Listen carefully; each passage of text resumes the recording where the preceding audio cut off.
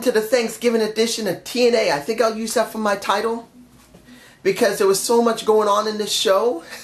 I'm not sure what would be the best title for this show. Was it a good show? Yeah, it was. Was it corny as hell? Oh, yes.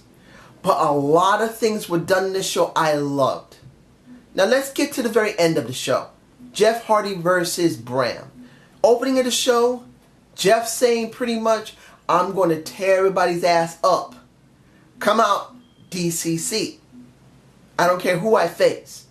The thing I love the most about DCC right now is that no one is talking. Of course they talk at the ring. They're going to say whatever the hell they're going to say. But the promo segments are being done on the Titantron. So that means you're not getting a standard, ordinary type of deal that you would get for any faction. Whoever came up with this was genius. I love it. It's not boring yet. You got the guys talking. You got the guys talking at ringside, saying whatever the hell they want, yelling, screaming, cursing, saying we're gonna get you. We're gonna get you. There's a difference between that and an actual promo segment that's being done in the Titantron. So it works out perfectly. In the end, this DQ match between Jeff and Bram, it was a standard match. I wasn't that interested. It wasn't bad, but I wasn't that interested because Matt and Remy are not there. Because as much as you don't really want to see Matt, or Remy for that matter, the Broken Brothers work perfectly together along with Remy. It just does. But I gotta say this. When it came to the story of Matt Hardy becoming amnesiac, having amnesia, the story hasn't been bad either. The wrestling is the only thing that's somewhat weak. And the only reason it's somewhat weak is because they don't have all the people that are there yet. But let's get to that. We saw segments back at the Hardy house, which I love seeing this. I know people probably saying, I'm getting tired of looking at Charlotte. I'm getting tired of looking at the Hardy house. Send somewhere else. Look, if they can only afford to do the Hardy house, go with the Hardy house. Of course they can afford to go somewhere else. But it's working. I said this so long ago when this Matt Hardy broken style started that it was going to get over. And it has. People love Jeff and they love Matt. And these segments at the house work perfectly. Seeing that Matt is making whatever food he's making. That Vanguard 1 is miserable without him and he's begun to drink. That Mr. Benjamin is taking full advantage of Matt Hardy. Which I love. Remy, she's not a great actress. She's okay, but she's not great. And that's her style. She's just not a great actress, but she's trying to be a normal wife. With a crazy man. And her boobs still look good. But in the end, she went and tried to get a ref that they knew for many years. I don't know his name, but it's not the point. He came to the house, showed them footage. They got a hypnotist. And he used a pendulum. Now, if you guys don't know what a pendulum is, I actually got one. It's basically an object that can help you to focus your mind and focus your body. It's also going to answer some questions for you. But those things are a little fickle because they are emotion driven. I just went off wrestling to talk about pendulums. Okay, I'm not going to do an explanation of pendulums. If you want to know about it, just look it up. Unless you want me to, so just tell me in the comment below. But they went through everything, and then eventually Matt just went outside and said, to the 7 deities, if I'm truly broken, give me a sign. And that sign came him getting his ass shot. There was actually a nice special effect. And in the end, Matt is back to being, yes, the Matt Hardy is broken, yes. I don't care if people hated this segment. I actually enjoyed it. Because it's with a guy who's who's playing a very unique role that actually is in a unique situation of not being in the impact zone. It's not been watered down heavily. It is given a lot of leeway and it's enjoyable. I have no problem with it. The next thing I'm going to talk about, which I really didn't care that much about, but I am glad it was done. Team X Gold. 3 teams. Elimination match style. I personally didn't care about the match. It was about who won it. Well, the reason I'm botching here is because I wish they'd done this sooner. If Team X Gold was about guys going after a title, I'm all for it. Do something unique. Have 3 teams go up against each other. Each team has an option of going against the X Division champion who's in one of those teams. That means the X Division champ with his other 2 partners are also up for grabs. So his 2 partners, which is Braxton Sutter and Mandrews, or was it Mandrews? Yeah. Now they're going to have two of them are going to have a shot each at the X Division title. Why didn't they do this earlier instead of that stupid flag? If they'd done it like this, it would have been interesting as hell. You would have had 3 opponents ahead of time, each one of them having an option to go after the X Division champ. You could have built up to each individual doing this, and after each one of them had their match and when it was all over, they do Team X Gold again. And all these guys get spotlighted. All these guys get an option by being on a team. But this is a one-time off, I bet. Unless it works out and they realize the flag shit is stupid.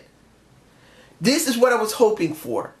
But the execution to get here is bullshit. It just is. Tribunal versus Shera and Al Snow. I'm glad that Guido's not there. Having Muhammad Ali Shera working with Al Snow is actually something a little different. It did look like they didn't communicate very well with each other before they went into that ring, because it kind of looked like Muhammad Ali Shera and Al Snow in real life don't exactly mesh well because of the attitude of just getting in the ring. Something's telling me behind the scenes they don't exactly like each other. Not 100%. So this makes you wonder that it's either a work or a shoot. I personally think it's a shoot because it's just going down the ring. But it could be wrong, it could be work. He's going to turn on him later. Was this a good match? Yes. I enjoyed Al Snow winning against the Tribunal of Dax and Baraka. Now they pulled out their belts and whipped the shit out of both of them. That's pretty good. You can make a match out of this. You could do a Texas Bull Rope match. You could do a whipping match, whatever. Do a little extreme with Al Snow. Who says ECW has to be with Rhino, has to be with Tommy Dreamer, has to be with the Dudleys? Why not Al Snow? He was part of that. Do a little extreme with Al Snow. We haven't seen it in a while, particularly from Al Snow. Why not do it? The Jade segment and the Rosemary segment. I loved it, both of them. For 2 reasons. 1, Jade is finally being spotlighted, and it's so hard not to pick between one of these 2 women, because when it comes to Rosemary, she's a gorgeous looking woman. When it comes to Jade, she's a gorgeous looking woman with, well, she's well built. And both of them are very beautiful, they're very sexy, and they both not only go well in the ring, they both look very well, athletic, and they both talk very well. Their attitudes work well here, and it's going to be a steel cage match. As I always said, the steel cage match, I do a benchmark of any other steel cage or even Hell in a Cell is going to be Mickie Jane versus Tara. So now I got another steel cage match I can see next week, which is main eventing. Yes! What the WWE should be doing more often with their women, let them freaking main event their shows more often. I wish they would do that in TNA more often. Let the women main event once a month. Let them main event a show to show that they care. But this is just my point of view. The Bro Man.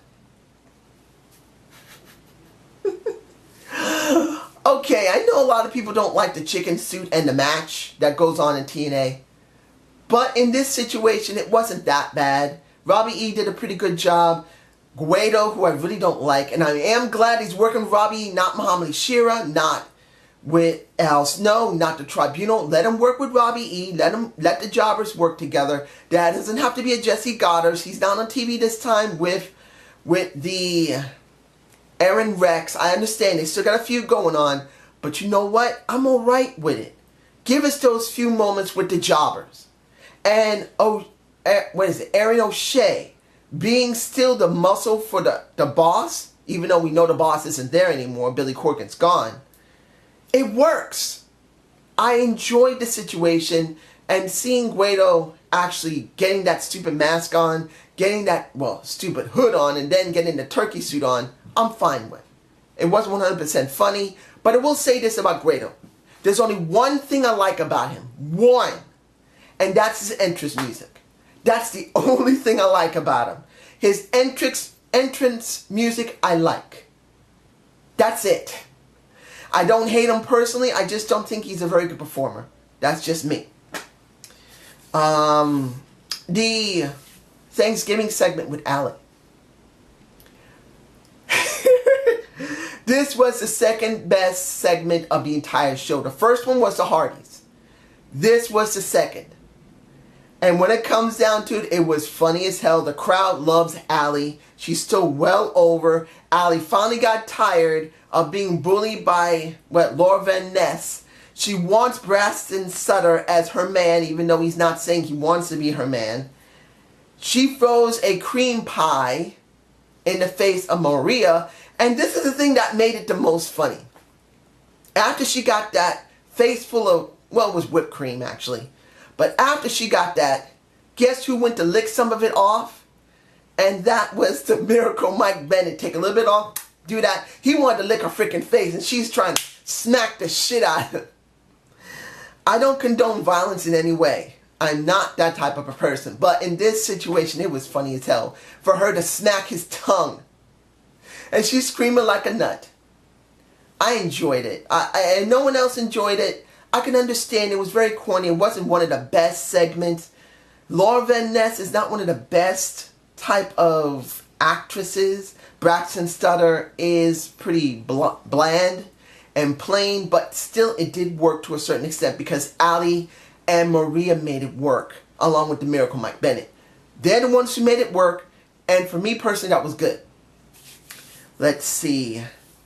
The final thing I'm going to talk about, if I forget anything, I'm sorry. EC3 versus the Eli Drake. Yeah. I can't talk. Oh my goodness. I wish this closed the show. This should have closed the show. And that's why I think TNA made the biggest mistake. Title opportunity versus voice should have closed the show. And that's the truth. It should have. You got the two best talkers in the company. I'm sorry, they are. They both have good interaction in the ring, have good chemistry, both can lead and do a great match, which they did a good match, not a great one, but a good one. And in the end, EC3 wins, and now we have to wonder what's going to happen next week because now Eli Drake, yeah, can't talk now. For the next month and a half, until next year, he can't talk. No, not month and a half, for about a month and about a week or so, he can't talk. What is he going to do? Will he have cue cards up? Will he be allowed to use the button and the button just go, dummy, yeah? Will he be allowed to use the button? Will he be allowed to use cue cards? Will he have someone talk for him? We don't know. I want to see how Eli Drake is going to get over in a different way other than talking. He's an incredibly superb talker. Now he can't talk, so he's going to have to find another way to get people to see how great he is. And this is what I'm waiting for. But that's just my point of view. You guys tell me below, and I hope you enjoyed the Zane view. Please give me a comment below. I want to say that I might be doing a Ruby review. I did finally get a chance to see Ruby. I wasn't seeing it before. I was not feeling well. But episode 4, I did see. That counts if anyone even cares. I'm probably going to do a review of it. You guys, if you want to watch it, watch out for it. It might be done tonight or tomorrow. Have a good day. Have a good night.